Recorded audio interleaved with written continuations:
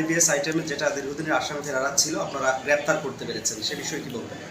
গত 19/2/2026 তারিখে আমাদের যাত্রাপুর থানার সাব ইন্সপেক্টর অমর কিশোর দেব বর্মা বরকলা এরিয়াতে একটা রেড করছেন। ওই রেডে একটা গাড়ি TR01D3432 বোলেরো ভেহিক্যাল, ওই গাড়ির মধ্যে 138 কেজি গাঞ্জা পায়। ওই তখন একজন জুবিনাল ছিলেন যে ওই কেসে ডিটেন হয়।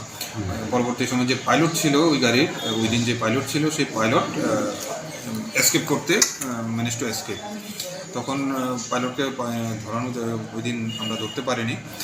তো এরপর 138 কেজি গাঁজা এবং ভেহিকেল নিয়ে একটা কেস রেজিস্টার হয়, যেটা যাত্রাপুর কেস নাম্বার 8/2026। এরপর দীর্ঘদিন সে অ্যাবসকন্ডিং ছিল। আজকে আমরা খবর পাই এবং রেড করি।